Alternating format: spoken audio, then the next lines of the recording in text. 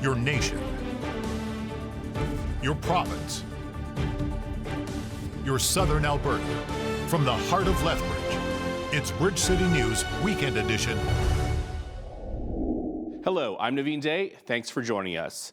The big news this week was the federal election. The Liberals claimed victory, winning 169 seats, just shy of the 172 needed to form a majority government. The Conservatives came in second place with 144 seats, the Bloc in third with 22 seats, and the NDP with only 7. Prime Minister Mark Carney pledged Monday night to unite a divided country. As we come here after this most consequential election, let's put an end to the division and anger of the past. We are all Canadian, and my government will work for and with everyone.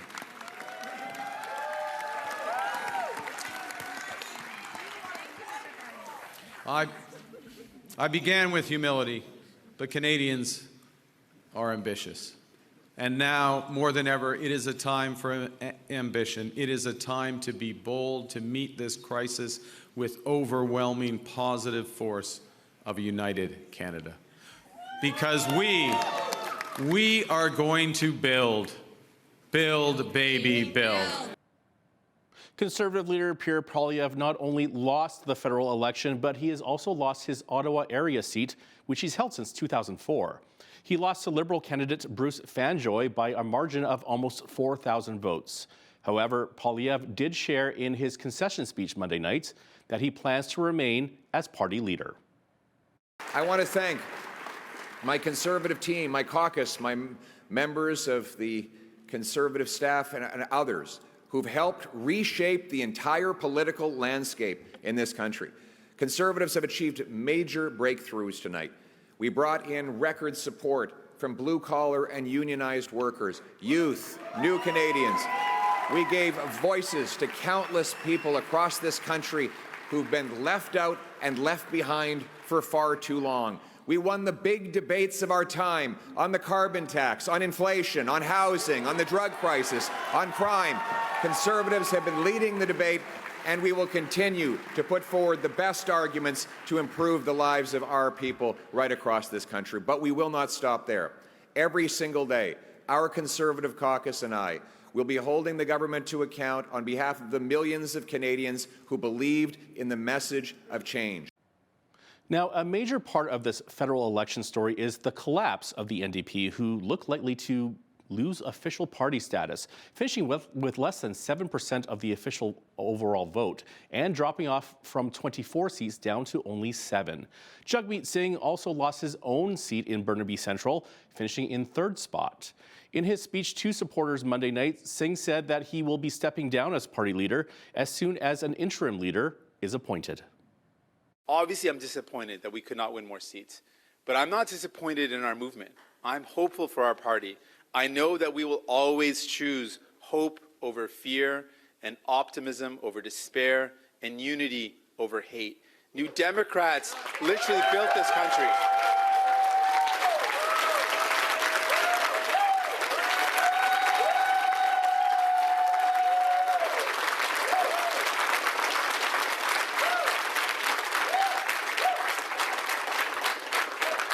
New Democrats built this country. We have built the best of Canada, and we aren't going anywhere. Thank you so much. Love you all. You're amazing.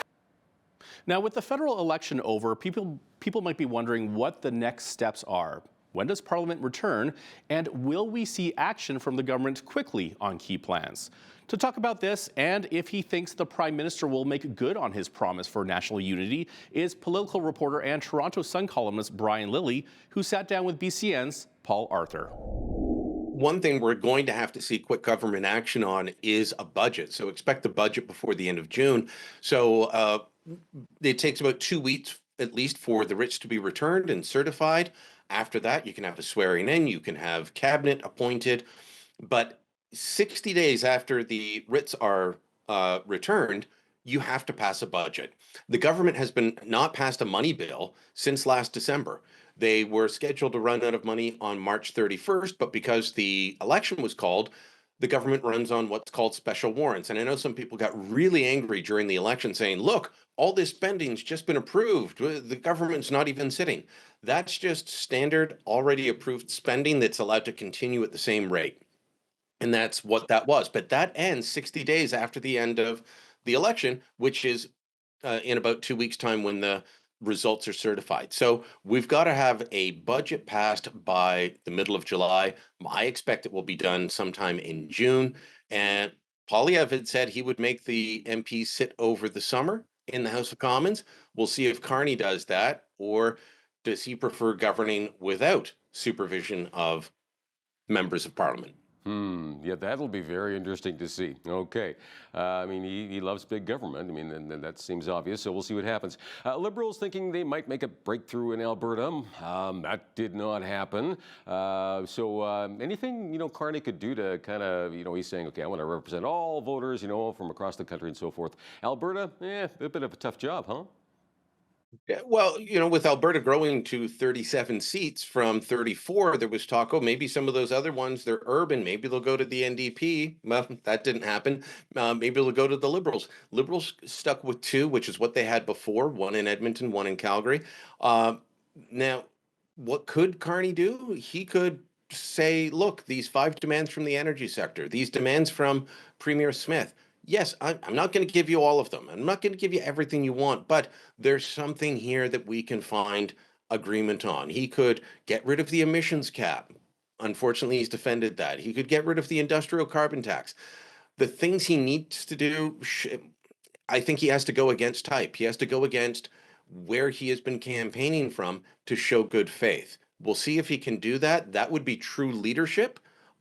It would annoy people within his party, but it is the right thing to do for national unity, which is something I'm very much concerned about at the moment. Now, one face that you see on our weekend show from time to time is our foreign affairs expert, Lisa Daftari. In an interview I did with her on Tuesday, I picked her brain about what she saw unfold during Canada's election from her vantage point in the United States. Here is part of that interview. One quote from Carney, and this is what he said April the 3rd in Ottawa. He goes and says, Canada is ready to take a leadership role in building a coalition of like-minded countries who share our values. Now, this is likely because Carney is going to start by expanding Canadian trade with Europe, Australia, and Asian democracies such as Japan. But do you feel his statement has some kind of New World Order tones to it? It does. And, it's interesting to watch the aftermath of your election to be framed as a either pro-Trump candidate or an anti-Trump candidate. What about Canada? I mean, are people really, and that's my question to Canadians, did you vote based on the candidate that was going to stand up to Trump or parallel Trump, or did you vote on the person who was going to take Canada in the better direction for the future? I do wish that we could do, kind of like a placebo effect and kind of hold this election in a vacuum. Had Donald Trump not expressed, 51st state sentiments and tariffs, etc. Which candidate would have won from the Canadian perspective of, changing directions in Canada? Is it that Canada just can't vote? This is the fourth, term for a liberal, administration that you're going to have. Is that all Donald Trump's fault? Would this have gone in a different direction had Donald Trump not expressed those things?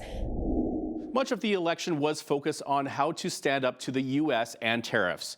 Trevor Tombe is a professor at the University of Calgary's Department of Economics. He is also the director of fiscal and economic policy at the School of Public Policy. He sheds light on this key election issue. Tombe adds that other important issues and projects, like those associated with infrastructure, might be politically challenging to address under a minority government.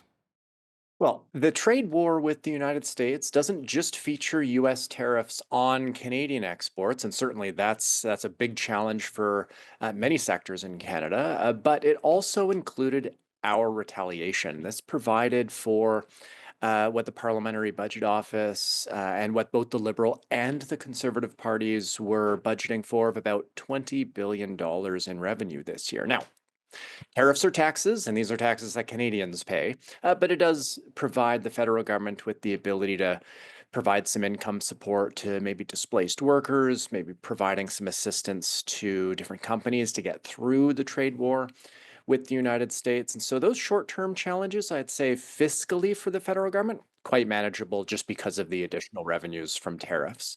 Where I think the election raised a number of bigger questions economically was that both parties correctly identified, a really massive challenge that we've been neglecting for many years. That's slow productivity growth, slow economic growth, weak investment levels. And both parties pointed to that as a problem. Even the Liberal platform saying that a change of course is desperately needed. And the two parties differed in terms of how they wanted to approach that, with the Conservatives favoring more of a market-oriented approach to boost growth, and Liberals really wanting to expand the size and scope of the federal government to move the needle on growth. And so I think we'll see what happens next in terms of what the government has planned, because in a minority situation, they might be constrained in terms of what policies they actually feel like they can pursue, which is potentially problematic. And that's some of the more important policies like infrastructure across the country, rail, port, pipelines, and more.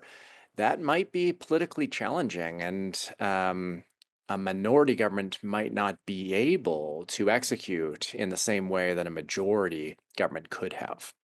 Alberta is looking at a number of changes to its election rules. Bill 54, if passed, will ban electronic tabulators, require unofficial vote counts to be completed within 12 hours of polls closing, and eliminate the practice of vouching for someone at a polling station. Justice Minister Mickey Amery says the changes are to strengthen public trust in the integrity of Alberta's elections. But the bill also changes the rules around referendums, raising speculation around Alberta holding a referendum on separation.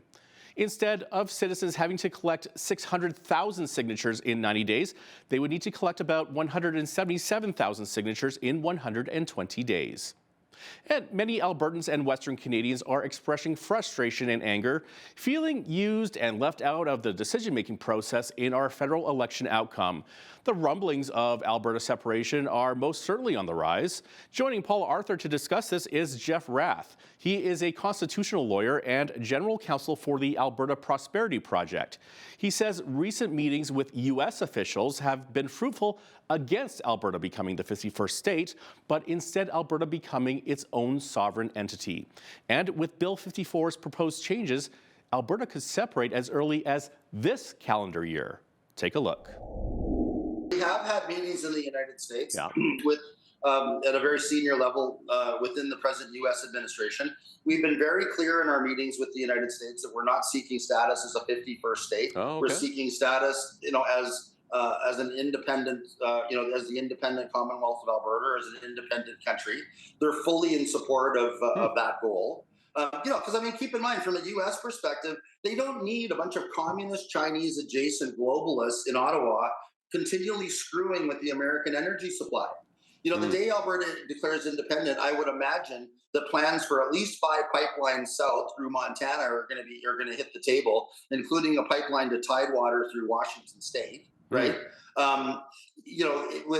Getting Alberta out of the Paris Climate Accord, getting rid of all the emission caps, all the ridiculous and needless federal regulation that's put on Alberta industry and the Alberta oil patch by Ottawa is going to increase the profitability of Alberta oil and will allow Alberta oil and gas production easily within the next 5 years to double.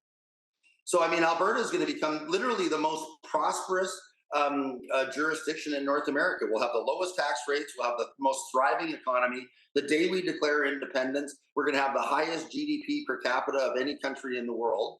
Because of when you factor in the interest, the $1.5 trillion that have been sucked out of Alberta through equalization to subsidize little crybabies in Quebec who are constantly threatening to leave. Canada owes Alberta $1.5 trillion, right? So I don't think we own any share of the Canadian national debt, as an example. Interesting, yeah. To be debt-free, that would be amazing. What a, right, and then on 100%. And then the other thing to keep in mind too, and I know people worry about their pensions, but one of the things that we're discussing with the United States is the possibility of Alberta pension assets being converted at par into U.S. dollars with the support of the United States.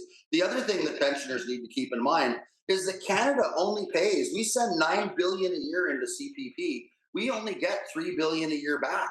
Yeah. So, if you think of the $70 billion that we send to Ottawa every year to only get $33 billion a year back, right? Yep. Including pension funds, we can easily afford to self-fund, CPP and other, pension obligations in Alberta. Yeah, and I know there's a lot of naysayers, though, to what you're hoping to accomplish here. A lot of people saying, "Whoa, it's not going to be that easy," and maybe it isn't. But I guess how doable is it now? It got easier in the sense that just yesterday, the Premier Danielle Smith, introducing some legislation that would change the number of petition signatures you need, and also giving you more time to get those signatures, to bring this to a referendum here. So how, what are the actual numbers on that? Do you have that? Well, the one thing we don't need is more time.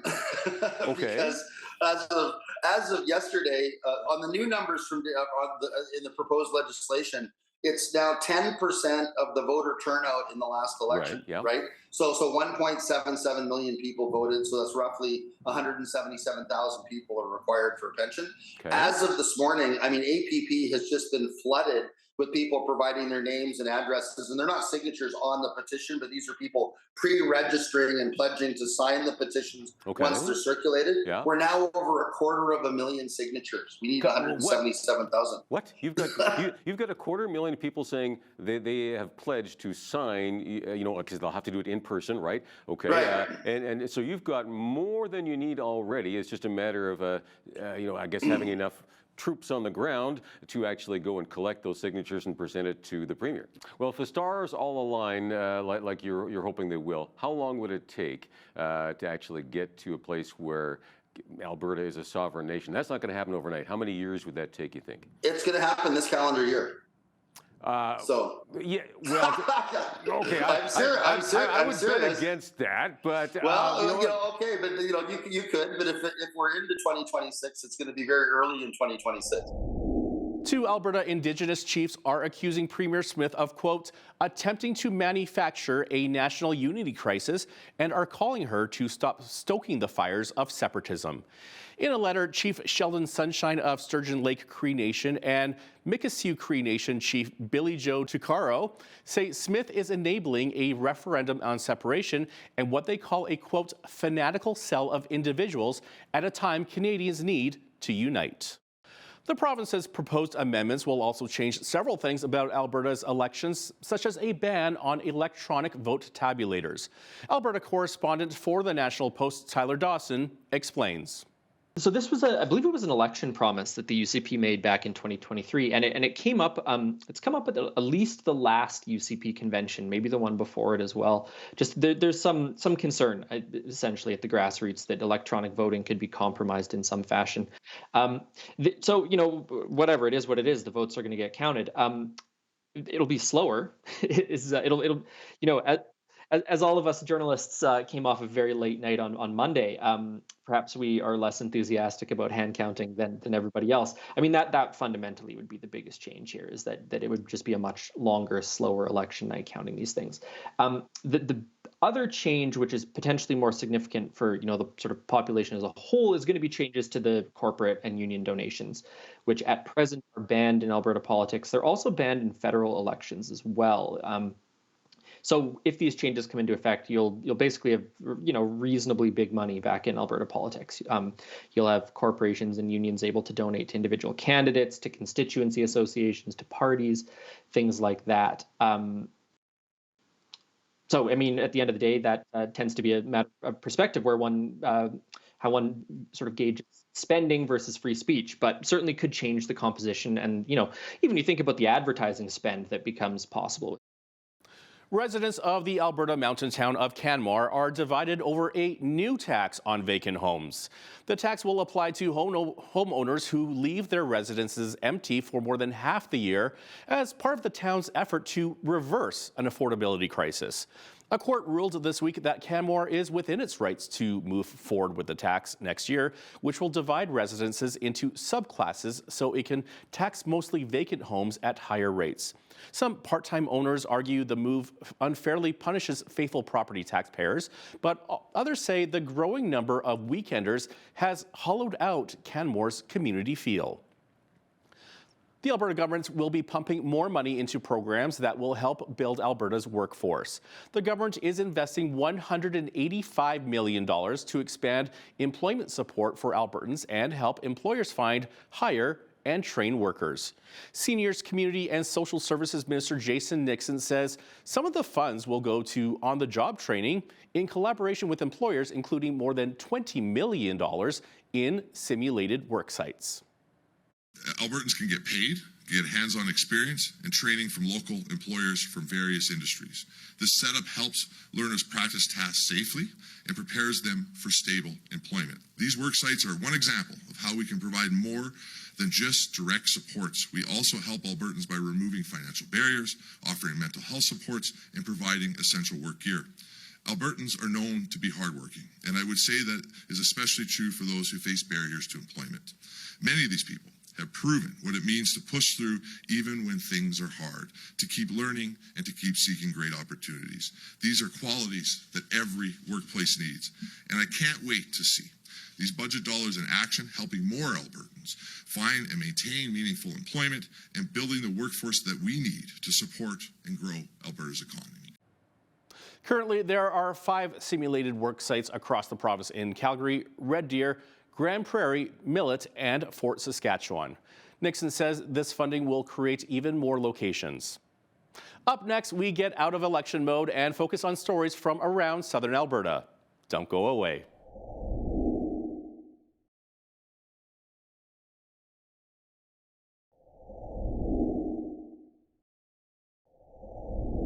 Welcome back. The annual Jane's Walk Festival is going on this weekend. The event takes place in cities around the world and in Lethbridge now through Sunday. The community is invited to participate in walks in various parts of the city that explore the history that shapes our everyday urban experience. Festival organizer Anastasia Blomgren explains the walks will cover a variety of topics and spaces, including public art, parks, nature, historic sites, and neighborhoods. Blomgren says the event encourages residents to discover unseen, under the radar, and unique areas of their city.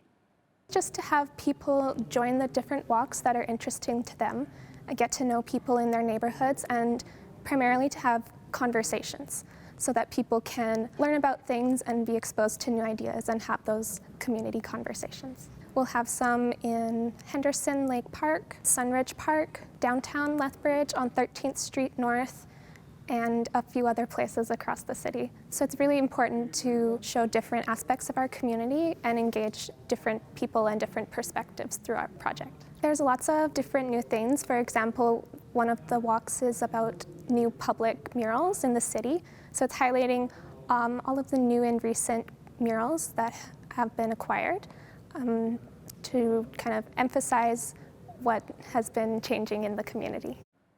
The event was created in 2007 in Toronto by friends of urban thinker Jane Jacobs, and Lethbridge has participated in the festival since 2011. And a local construction project began last weekend on a new temple for the Church of Jesus Christ of Latter-day Saints in Lethbridge. The new House of the Lord Temple will be the 10th of its kind in Canada and the 4th located in Alberta.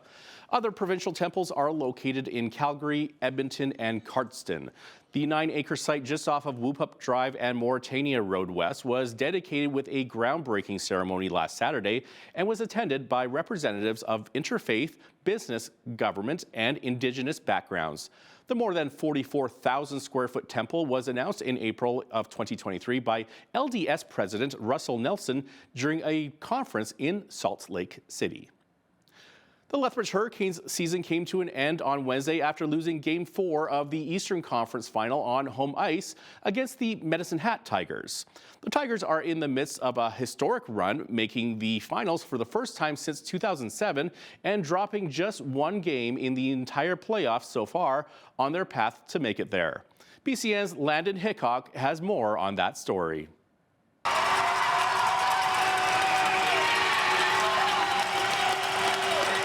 The Medicine Hat Tigers held the Lethbridge Hurricanes back from a potential comeback to win Game 4 with a score of 5-3 and advance to the Western Hockey League Finals.